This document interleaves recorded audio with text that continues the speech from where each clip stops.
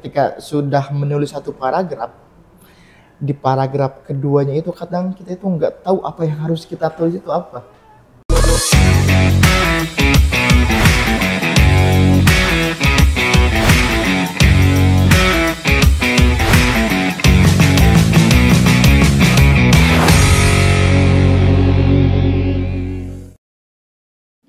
Assalamualaikum warahmatullahi wabarakatuh. Halo Sobat Fahmily, kembali lagi di podcast Fahmily, cerita mereka, inspirasi kita. Dengan saya, selaku host Naila Rahma, di ruang inspirasi, tempat kita untuk berbagi cerita, pengalaman, dan motivasi dari mahasiswa berprestasi Fakultas Adab dan Humaniora UIN Syarif Hidayatullah, Jakarta. Di episode kali ini, kita akan kedatangan sosok yang menginspirasi kita semua, mahasiswa sastra Inggris semester 7 yang sudah go internasional dan berhasil mencapai konferensi-konferensi berbagai internasional. Yaps, beliau adalah Muhammad Taufik Hidayat. Boleh perkenalkan dulu, Kak? Oke, baik. Nama ya? Iya. Nama tadi sudah disebutkan, nama saya Muhammad Taufik Hidayat. Kebetulan saya saat ini di semester 7 sastra Inggris, dan juga kalau bisa dibilang saya ini tuh mahasiswa double degree. Yang satunya formal, yang satunya itu informal. Tapi tetap yang informal ini itu nanti saya mendapatkan gelar, dan juga syarat lulusnya itu harus ada skripsi. Saya yang non formalnya itu di Darsun, di belakang kedokteran itu. Nah jadi kalau kan awalnya itu kalau ngekos keluar banyak lagi kan. Terus alternatifnya itu saya masuk asrama di Darsun, dan juga saya tinggal di sana 24 jam di Darsun. Oke. Untuk prestasinya, Kak, boleh? Untuk kepenulisan, alhamdulillah kemarin sudah mengikuti 3 konferensi internasional, dan juga alhamdulillah sekarang tulisan atau jurnalnya itu dalam tahap pengecekan, dan insya Allah nanti di tahun depan akan publish. Dan juga kalau esai, saya sudah mempunyai 2 esai yang alhamdulillah juga sudah terbit di majalah Nabawi di Darussunnah. Oke, keren banget. Jadi buat kamu yang ingin memulai dalam kepenulisan esai dan juga ingin berhasil menembus konferensi internasional, jangan kemana-mana, karena di episode kali ini based on true experience. Oke, Mas boleh ceritain sedikit tentang motivasi gimana awal mulanya dalam kepenulisan esai? Dulu ya, karena saya SMP SMA-nya di pondok, dan juga saya memiliki keterbatasan dalam elektronik seperti HP, laptop, komputer, maka satu-satunya hiburan bagi saya itu selama di pondok adalah membaca buku. Nah, karena dulu itu di pondok saya perpusnya hanya satu, antara perempuan dan laki-laki itu disatukan, maka jadwal laki-laki itu adalah hari Minggu di minggu kedua setiap bulan. Jadi minggu pertama, minggu kedua itu adalah bagiannya laki-laki. Nah, pada saat itu ada satu buku yang awalnya itu dari covernya itu tidak menarik bagi saya, tapi saya mencoba untuk membaca karena pada saat itu nggak ada HP ya, jadi saya paksalah membaca. Nah, bukunya itu tentang filsuf Prancis. Saya masih betul-betul ingat kutipan dari Rene Descartes. Beliau itu adalah filsuf Prancis. Aku kalau nggak salah ya, aku berpikir maka aku ada. Saya di situ, kalau bagi saya berpikir di sini itu apa? Mungkin berpikir seperti mengerjakan soal, berpikir menuntaskan obstacle-obstacle yang ada. Tapi bagi saya berpikir di sini itu adalah menulis.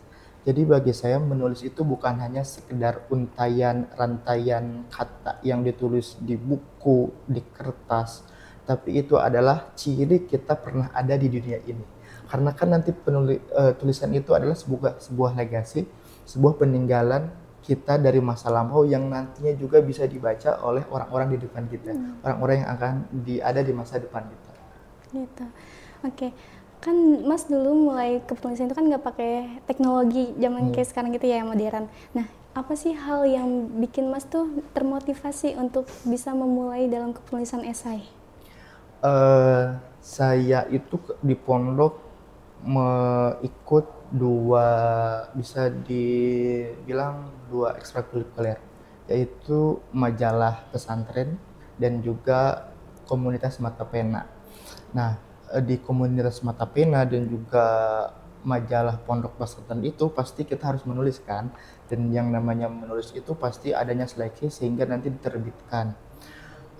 Nah, di saya itu sudah mencoba menulis beberapa cerpen untuk nanti diterbitkan di bukunya mata pena, komunitas mata pena itu. Tapi saya itu sering tertolak karena ya waktu itu masih kelas 2 SMP, tulisan saya juga masih amburadul, masih acak-acakan. Dimulai dari itulah saya gimana caranya minimal harus ada satu tulisan yang minimal terbit di pesantren.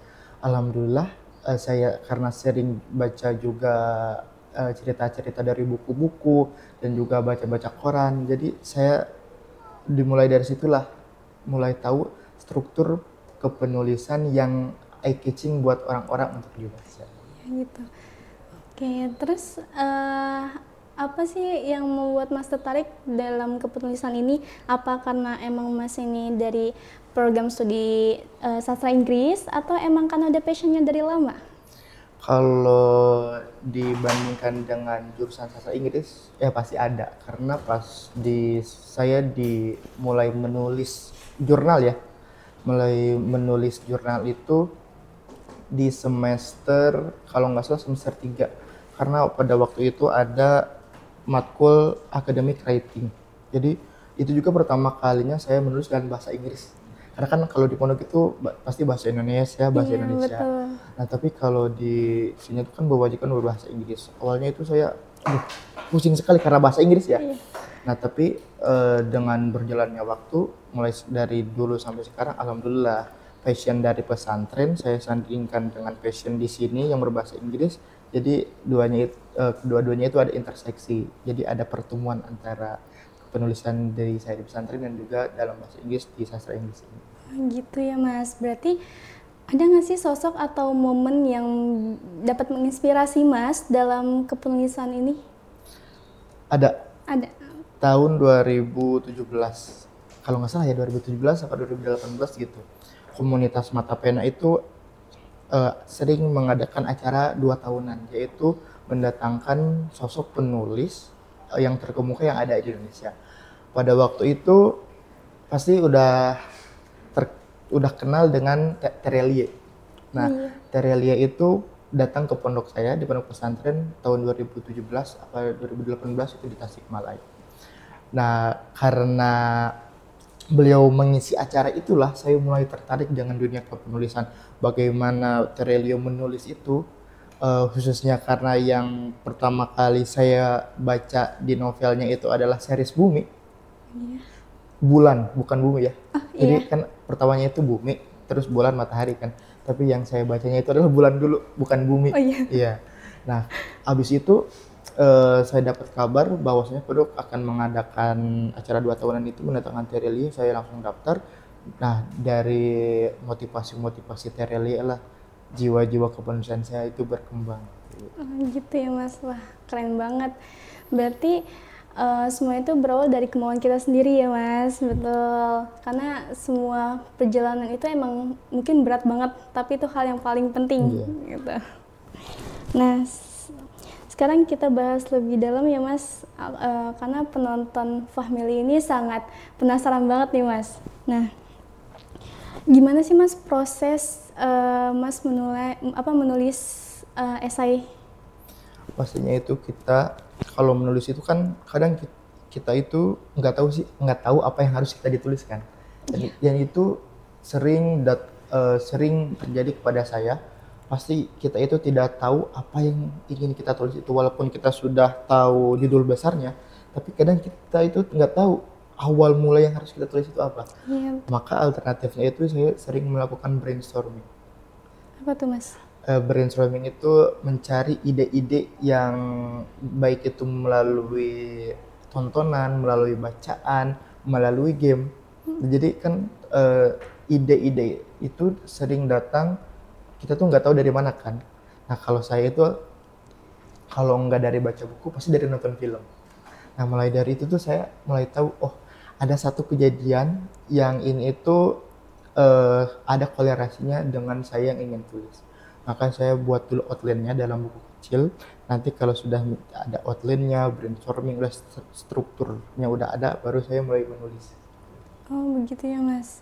Berarti dalam kepenulisan ini langkah awalnya itu apa Mas? Kayak mulai dari cari ide atau riset atau sampai submit?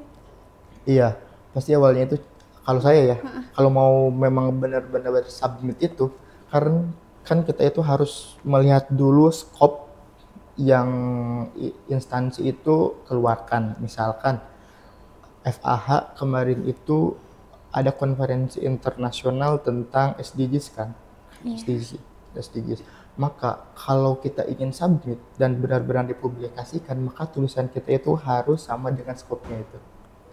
Nah, jadi kita pertama mencari scope-nya dulu yang memang sesuai dengan passion kita. Karena saya di sastra dan juga sama dengan SDGs ini, saya mulai mencari-cari tahu tentang SDGs itu. Kebetulan ada kan SDGs itu ada 17 kan. Salah satunya itu tentang gender. Kebetulan di perkuliahan di kelas saya juga ada matkul yang membahas tentang gender. Jadi saya korelasikanlah antara gender dengan jurnal, lalu nanti mencari korpusnya, mencari ide, mulai menulis, disubmit, presentasi, menunggulah untuk terbit di FAH ini. Gitu. Nah terus gimana sih Mas ketika Mas membuat esai ini, cara mencari topiknya itu sesuai Mas atau bagaimana? Untuk pasti karena kita itu memiliki passion masing-masing ya, dan juga instansi yang ingin menerbitkan tulisan itu juga mereka mempunyai kriterianya masing-masing. Terkadang kita itu bingung, tapi alternatifnya itu kita selaraskan keduanya. Jadi antara skop yang instansi kasih dan juga passion kita. Jadi kalau misalkan tadi saya bilang di FAH itu garis besarnya SDGs, karena SDGs itu banyak. Saya juga tadi memilih gender, dan gender itu adalah salah satu matkul yang ada di sastra Inggris, karena gender passion saya, dan juga gender juga ada di SDGs yang dikeluarkan skop oleh FAH. Jadi disitulah ada dari passion saya dan juga skop dari FAH itu bisa digabungkan. Seperti itu. Lalu tips and triknya Mas biar esai kita itu dilihat oleh reviewer. Pastinya itu yang pertama harus eye catching. Eye catching. Iya, dari judulnya itu harus menarik. Nah, kalau dari ada satu buku Terelie, lagi-lagi Terelie, yang memang kita itu nggak bakal expect kalau nggak baca. Pasti teman-teman tahu ya, judulnya itu Rindu. Oh iya, saya tahu. Rindu. Kalau kita dilihat dari judulnya itu pasti tentang romance kan. Iya. Tapi pas dibaca itu tentang haji kan. Nah, gitu. Jadi eye catching gitu. Dan untuk eye catching itu harus ada beberapa diksi kata yang secara subjektif itu harus diubah. Mungkin maksud dari Terelie rindu ini itu adalah rindu ke Baitullah. Tapi kita sebagai pembaca, kadang rindu itu kan relasinya itu dengan rasa cinta, rasa kasih sayang kan. Berbeda dengan maksud Terelie. Tapi ketika kita sudah membaca buku novelnya itu, kita tahu makna dari rindu itu sama dalam penulisan. Esai, jurnal, apapun itu. Pertama itu adalah harus eye catching. Mencari diksi yang awam bagi orang, jarang didengar, tapi maknanya itu sama. Sama dengan penulisan yang kita tulis gitu. Seperti itu ya Mas. Nah, ketika dalam kepenulisan ini kan pasti ada yang namanya tantangan gitu ya Mas. Mulai dari kita meriset, terus atur waktunya, atau bisa jadi lewat dari bahasa Inggrisnya gitu Mas. Kalau dari saya tantangannya itu pastinya itu adalah rasa malas. Itu pasti ada rasa malas. Karena kan kalau menulis itu, kalau niatnya udah ada, tapi tidak dibarengi dengan rasa keinginan, itu kan sia-sia aja kan. selain dari malus itu juga kadang ya tadi kita itu ketika sudah menulis satu paragraf, di paragraf keduanya itu kadang kita itu nggak tahu apa yang harus kita tulis itu apa. Iya. Paragraf satu udah jadi, ketika konklusi dari satu paragraf itu udah ada, udah sampai titik, ketika mau nulis lagi di paragraf selanjutnya itu, wah kita udah mulai bias, kita itu ngeblank, nggak tahu apa yang harus kita tulis. Nah, karena tadi saya udah sebutkan adanya brainstorming, adanya outlining.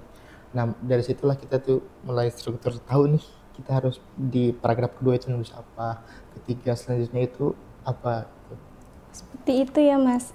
Nah, dari tantangan-tantangan tersebut, gimana sih Mas caranya Mas menghadapi hal tersebut? Karena kan di generasi sekarang ini kan terlalu overthinking ya Mas, kayak gampang takut saya gagal, takut ragu gitu. Gimana sih Mas untuk menghadapi hal tersebut? Mencoba. Pastinya kita harus mencoba. Karena awalnya itu pertama kali saya mulai ke penulisan itu kan di pondok dulu itu pastinya karena rasa keinginan kan, dan juga penasaran dan juga mencoba. Memang kalau pertama first step itu pasti susah. Susahnya bukan main. Kita itu nggak tahu apa-apa. Kita itu masih ngawang-ngawang lah, sama seperti penulisan itu. Jadi pertama itu adalah rasa keinginan dan rasa mau dan niat yang besar. Karena tanpa dibarengi ya indikator-indikator ini percuma. Ya intinya itu harus ada keinginan dan niat yang besar.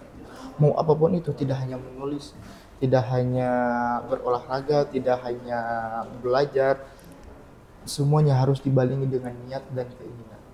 Gitu, keren banget ya Mas. Berarti semua hal itu harus dengan konsisten dan juga harus berani mencoba hal-hal baru. Karena setiap revisi atau feedback itu bakalan bisa bikin kita berkembang. Betul ya Mas. Sekarang kita masuk ke bagian yang paling ditunggu-tunggu sama permisa nih. Nah, ceritain dong Mas, gimana rasanya bisa go internasional dan tampil sebagai presenter di berbagai konferensi internasional? Pertama itu atas arahan dari dosen. Dari dosen itu kan UTS dan UASnya itu menulis riset sebuah novel. Nah, karena saya tuh masih inget dosen itu ngomong lah atau berkata, beliau itu minimal tulisan kamu itu harus satu ada yang terbit. Dan pada waktu itu dosen juga ngasih flyer yang tentang konferensi internasional itu. Awalnya itu saya masih acuh lah, ngapain kan tulisan itu dipublish, bikin capek kan, karena nanti ada revisi lah inilah itulah. Tapi saya pikir-pikir, iya ya, kita hari itu harus mencoba walaupun satu kali. Gimana nanti ke depannya itu gimana nantilah. Saya ikutilah apa kata dosen, saya pelajari skopnya apa, lalu saya selaraskan dengan hasil dari ujian akhir semester saya. Dan juga pada saat itu pertama kali konferensi internasional itu diadakan oleh Sunan Raden Mas Said di Surakarta.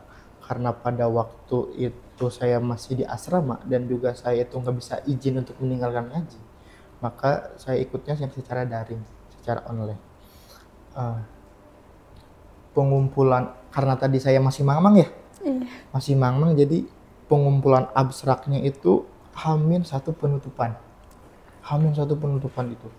Jadi saya kumpulin 3 hari berikutnya itu sudah harus ada pengumuman lewat email. Tapi pas 3 hari ini itu pengumumannya belum ada. Aduh, saya itu mungkin ditolak karena abstraknya itu masih jelek dan juga saya kurangnya persiapan. Tapi ternyata ada pengunduran dalam pengumumannya itu. Jadi seminggu pasca pengumpulan. Nah, habis 1 minggu pengumpulan adalah pengumuman lewat email. Waktu itu saya masih ada kelas. Saya buka email, alhamdulillah diterima. Itu senangnya bukan main. Saya sampai ya istilahnya di kelas itu senyum-senyum sendiri lah. Karena kan masih ada dosen kan sampai dikirain teman-teman tuh, kenapa Pik senyum-senyum sendiri? Ya karena itu abstrak saya itu diterima. Setelah abstrak itu dilanjutin penelitian. Semuanya harus jadi, harus rapi, dikasih waktu 3 minggu. Habis itu disubmit, presentasi lah. Berarti benar-benar waktunya pendek banget ya Mas buat mempersiapkan itu semua. Nah, selanjutnya apa sih konferensi pertama yang Mas ikutin dan gimana perasaan Mas ketika esai Mas itu diterima?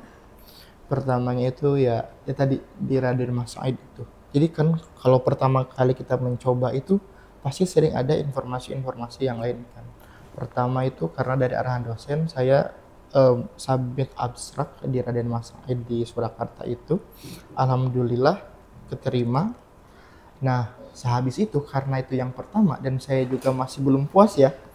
Nah, di grup Raden Mas Said itu di konferensi ADIA, saya masih ingat ADIA Konferensi Internasional 2025. Pasca acara itu ada flyer lagi konferensi di institusi yang sama tapi skopnya beda. Jadi dari satu konferensi ke konferensi yang lainnya itu masih ada korelasi.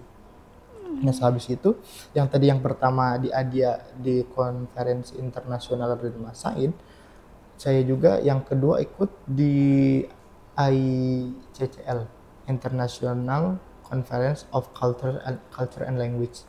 Di situ saya bahas tentang culture studies, tentang etnografi. Ya kan kalau etnografi itu tentang culture yang ada di dunia nyata. Kalau etnografi itu culture yang ada di media. Saya itu menggunakan TikTok. Itu adalah konferensi kedua.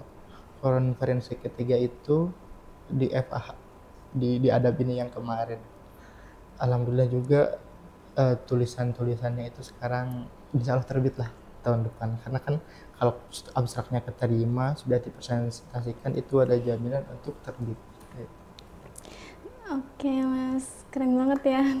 Terus pas presentasi di forum internasional itu hal yang paling berkesan buat Mas itu apa ya? Hal yang paling berkesan itu pastinya pengalaman. Karena kan saya masih belum ada pengalaman tentang konferensi internasional, apalagi langsung presentasinya itu dalam bahasa Inggris ya kan. Nah, jadi pertama yang paling berkesan itu adalah saya bisa tahu bahwasannya nggak hanya saya yang menulis yang terjun dalam kepenulisan itu. Jadi secara tidak langsung saya itu mengambil insight, mengambil pengetahuan, mengambil ilmu dari orang-orang yang presentasi juga, bahwasannya cara mereka melakukan presentasi menulis itu berbeda-beda. Cara mereka mengambil attention dari viewers, reader, cara mereka melakukan eye-catching penulisan itu beda-beda. Nah, jadi di situ tuh saya mulai tahu gitu. Oh gitu ya Mas. Terus ada nggak sih pengalaman yang lucu gitu, yang mungkin menegangkan atau momen yang nggak terlupakan selama konferensi? Ada. Ada. Ada buku kemarin itu. Kan kalau di konferensi satu konferensi di internasional yang pertama sama yang kedua itu, jadi para presentator itu kurang ada sih tapi kurang dalam diskusi. Jadi ketika itu saya tidak kebagian ditanya tentang jurnal saya, tentang esai saya. Nah, kemarin di Adab itu langsung saya itu ditanya sama mahasiswa kampus lain tentang penulisan saya. Ya, karena saya juga harus bisa menjawab, apalagi karena kan tiba-tiba ditanya, saya juga walaupun ada persiapan saya tahu dengan penulisan saya itu isi dari penulisan saya itu apa, tapi ketika ditanya itu saya kan deg-degan kan. Saya itu nganggung-nganggung dalam menjawab pertanyaannya itu, tapi alhamdulillah ya bisa terjawab dan sesuai dengan ekspektasi dari penanyanya itu. Oke, berarti pengalaman paling berharga yang Mas dapat dari pengalaman ini apa? Ya itu tadi insight-nya itu bisa lebih dapat gitu. Adanya berbagai orang yang ikut konferensi, presentasi, penulisan itu, jadi saya itu lebih tahu gimana tipe orang dalam menulis jurnal itu. Insya Allah, keren banget. Dari pengalaman itu Mas bisa ketemu sama peneliti dan peserta di berbagai negara juga ya Mas? Iya, pasti membuka wawasan dan relasi juga untuk Mas.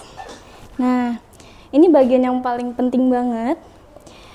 Mas Taufik, boleh dong bagi tips buat teman-teman Fahmili yang pengen belajar menulis esai dan mungkin bermimpi ikut konferensi internasional.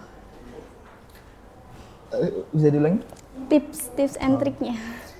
Tips dari saya, menulis itu adalah bukan hanya sebuah tulisan, bukan hanya sebuah kata.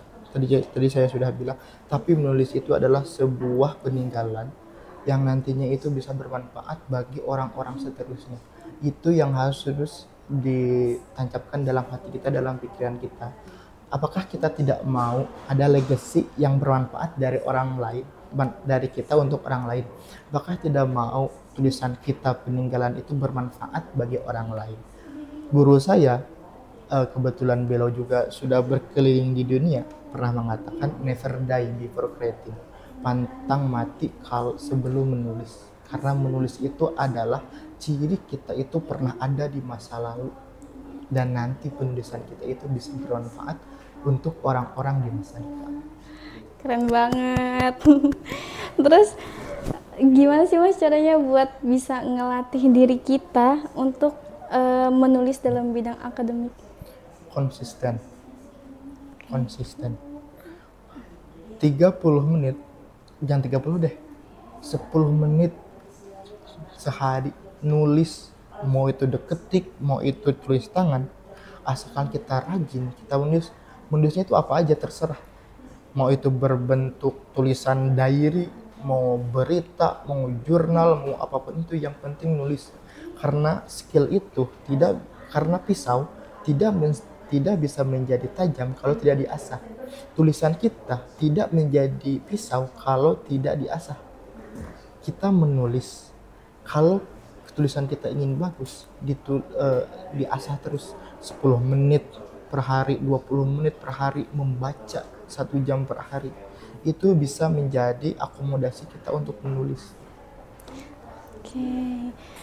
Yang tadi kita bahas kan tentang kepenulisan ya Mas. Nah, ketika kita ingin menjadi seorang penulis, apakah harus ada seorang mentor atau suatu komunitas?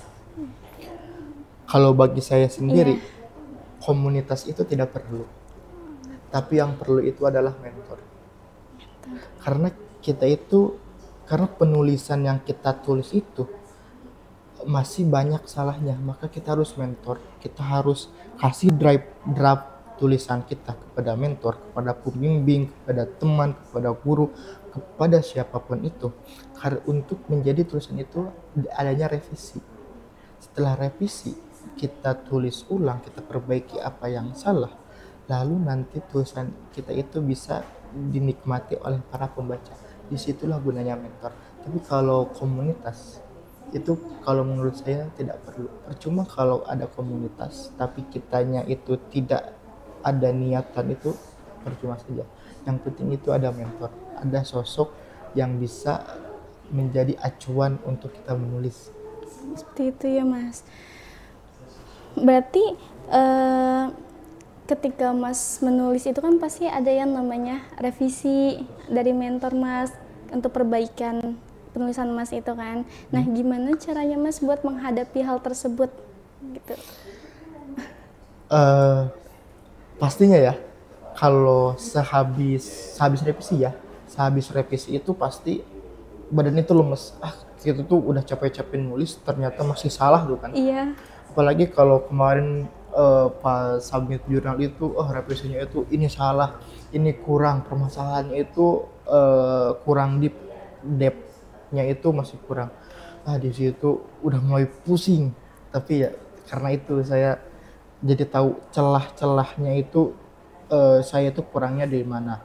Maka dari itu saya perbaiki lagi, saya baca jurnal-jurnal lagi, saya baca skop-skop lagi yang memang berkorelasi dengan saya, karena kan kita bisa membaca struktur penulisan orang lain dan nanti diterapkan dengan struktur penulisan kita.